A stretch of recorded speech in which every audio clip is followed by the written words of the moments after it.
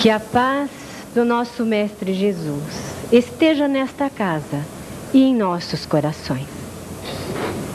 Neste instante, vamos nos unindo em pensamento e aos nossos corações para buscarmos a espiritualidade amiga aqui presente, a nos envolver, a nos ajudar e juntos buscamos a figura amorosa de Jesus, derramando tuas bênçãos sobre todos nós. Vamos nos elevando ao Pai, agradecendo a Deus por este momento tão maravilhoso em nossas vidas. Agradecendo ao Pai pela oportunidade bendita de semearmos amor, de trabalharmos nesta seara espírita que esclarece, que ilumina, que determina os caminhos, que direciona a nossa vida. Obrigado, Senhor, por tanta bondade e pela paz, pela alegria, pela felicidade que neste instante toca os nossos corações. Vamos agora mentalizando um coração maravilhoso, brilhando, pulsando neste ambiente, refletindo sobre todos nós, seus raios de luz e de amor, que se estendem em todas as direções, elevando Bragança Paulista neste instante a proteção, a bondade e amor de Deus nosso Pai, e que estes raios de luz se estendam a todos aqueles que aqui estão conosco, companheiros e irmãos da mesma caminhada. Vamos repetindo as palavras de Jesus. Pai nosso, que estais nos céus, santificado seja teu santo nome, Senhor. Venha a nós o teu reino, seja feita a tua vontade, assim na terra como nos céus. O pão nosso de cada dia dai-nos hoje, Pai. Perdoa as nossas ofensas, assim como perdoamos os nossos devedores. Não nos deixes cairmos em tentações, mas livrai-nos de todo mal. Que assim seja. Graças a Deus.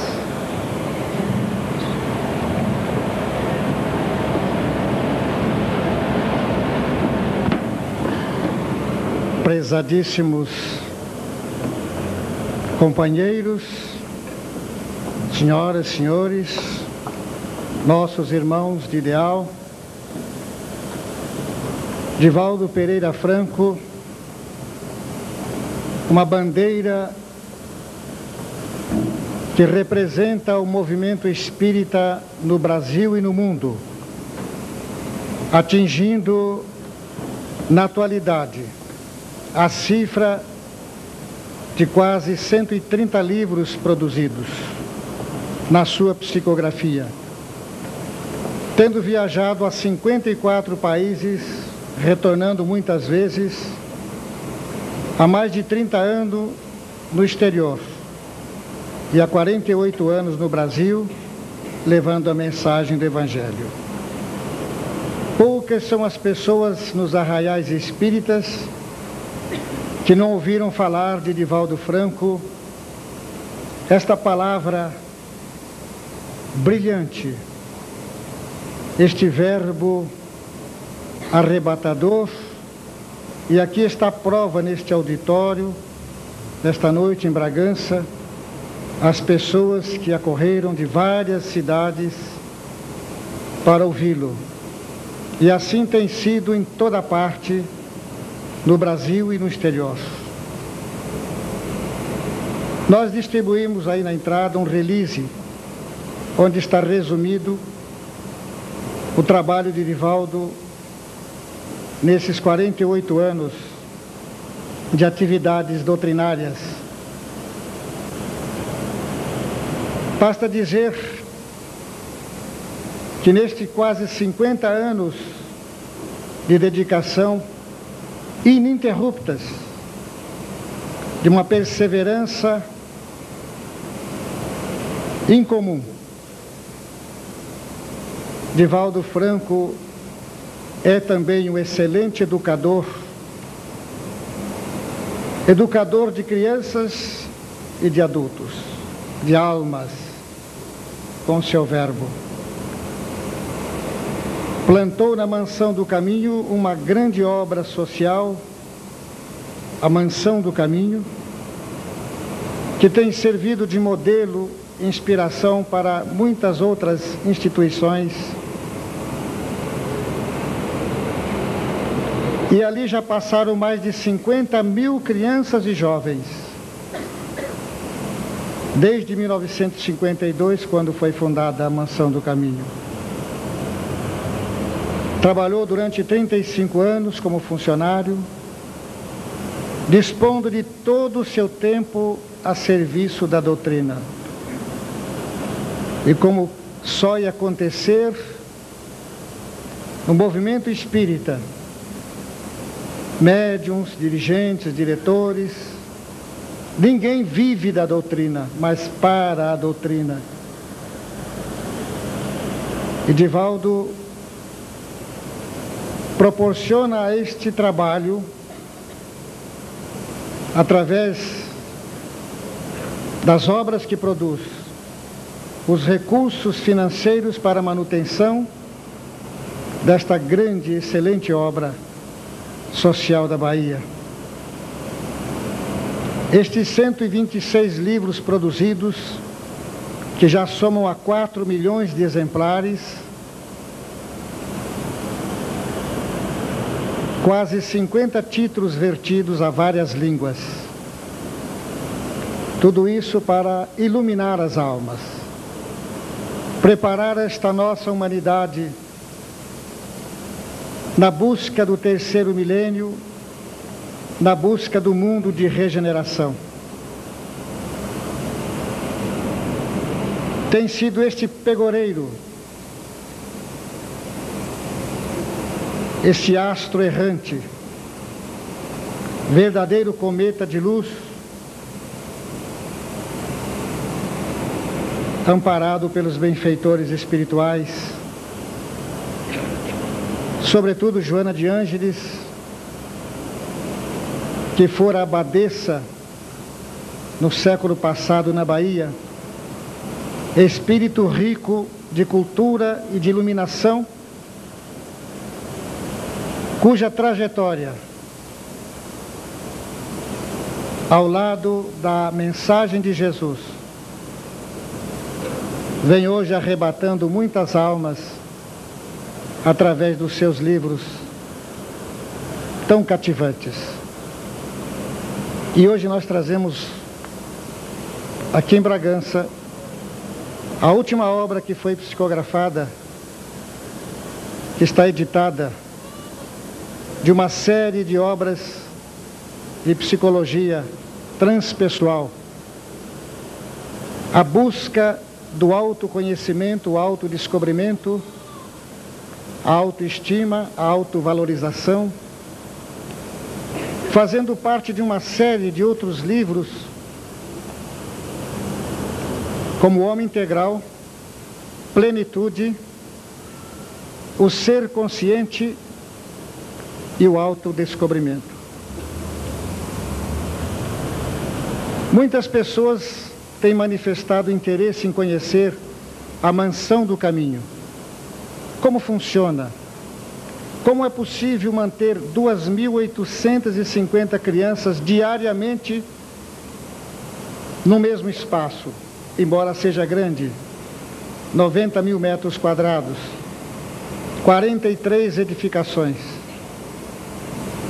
Aqui está um vídeo que mostra toda a Mansão do Caminho. Os senhores poderão conhecer esse trabalho magnífico.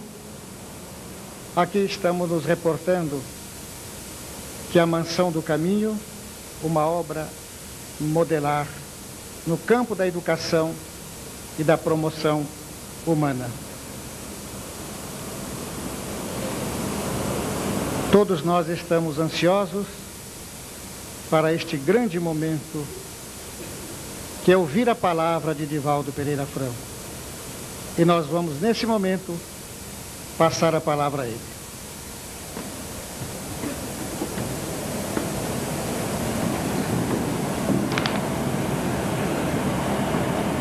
Digníssimas autoridades presentes ou representadas, excelentíssimas senhoras, excelentíssimos senhores, jovens, queridos irmãos no ideal espírita, que nos abençoe Jesus, o amigo incondicional das nossas vidas.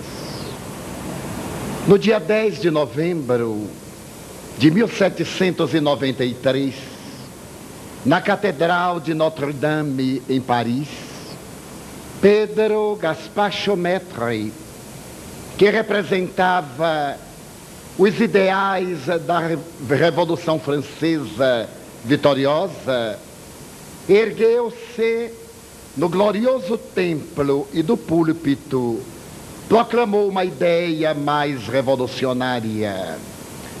Na eloquência do seu discurso, Gaspar Chaumette proclamou à comunidade parisiense para que abandonasse Deus. A França, que se desobriga da carga dos Bourbons, já não tem necessidade de Deus, asseverava ele. Libertemo-nos da tradição. Nesta igreja, na qual durante séculos permaneceu a ignorância e a superstição, deveremos implantar uma ordem nova, a ideia de um pensamento revolucionário para libertar a criatura do dogmatismo ancestral. A palavra agradável e efervescente do admirável orador sensibilizou a multidão que ali se adensava. E ao terminar o discurso revolucionário, ele se fez acompanhar de um simulacro de procissão que trazia sobre os ombros a presença de uma jovem bailarina do Teatro da Ópera de Paris, Candeille, que representava a nova deusa da França, a razão.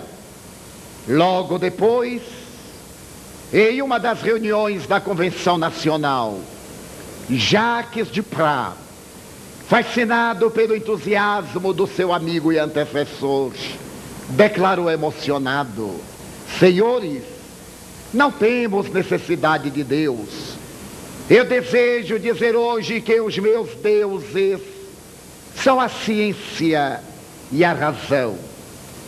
Naquele momento de 1793, Deus era exilado tecnicamente da cultura europeia. A revolução que mudara os destinos da humanidade e que começara com a audácia dos filósofos franceses, acreditou-se encorajada para também expulsar Deus da comunidade parisiense e do coração das criaturas humanas. Não obstante, no ano de 1802, quando Napoleão Bonaparte veio assentar os seus arraiais em Paris, para poder manter a sua hegemonia política, ele teve a coragem de firmar a segunda concordata com o Vaticano e, num gesto de audácia, trouxe de volta Deus através de um decreto, da mesma forma como Deus havia sido expulso através de um discurso.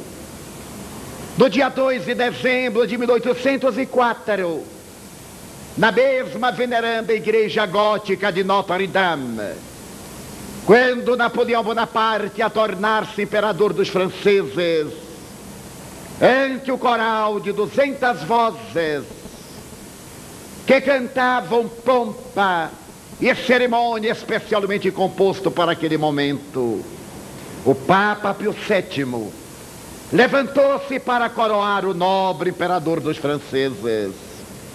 Mas Napoleão, para demonstrar a sua ojeriza ao representante da clericracia católica, tomou-lhe das mãos a coroa, autocoroou-se e de imediato coroou Josefina, dando origem à nova monarquia que a Revolução fazia 15 anos desejar extirpar do coração da Europa. Deus agora estava outra vez entronizado, mas apesar da vigência das suas propostas, no ano de 1815, na cidade de Nimes, a intolerância religiosa, comandada por um certo Trestelon, estabeleceu a perseguição aos huguenotes e matou 15 mil protestantes, atirando-lhe os corpos sobre as águas do rio Loire, que por um mês ficaram totalmente poluídas. Deus começou a reinar novamente na França e, por extensão, na Europa. Paris havia se transformado na cidade-luz, e à medida que as décadas sucediam-se, a ciência libertava-se do tacão do dogma. Imediatamente, Abriam-se espaços para investigação científica.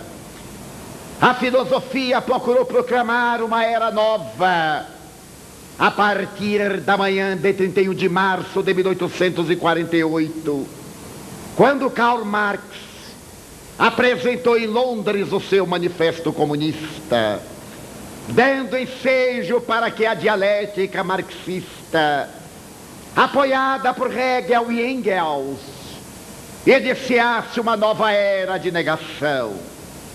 A partir de 1862, ali mesmo em Paris, proclamava-se o materialismo mecanicista, quando se estabelecia que a alma não tinha nenhum significado.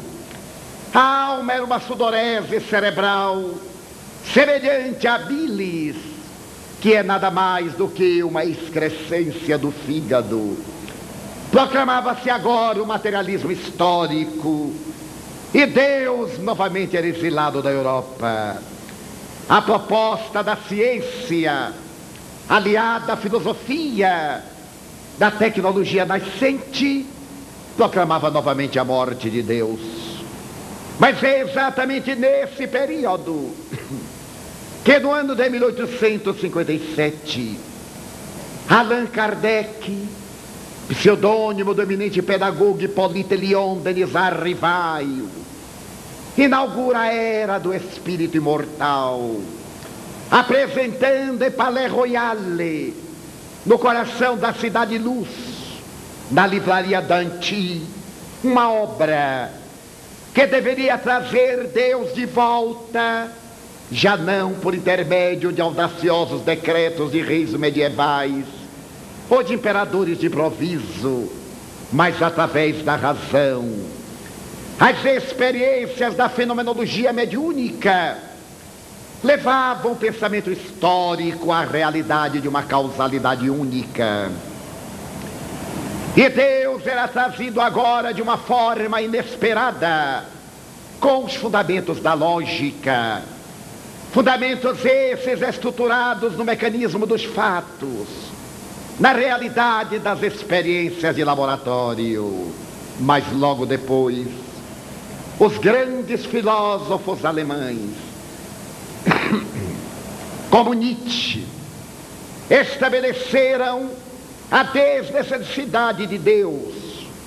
A ciência, por sua vez, fascinada pelas conquistas admiráveis da física quântica e nuclear, asseveravam agora com as lentes da astronomia que o universo a si mesmo se explicava, não sendo necessária a presença de um autor, e portanto, novamente proclamando a morte de Deus.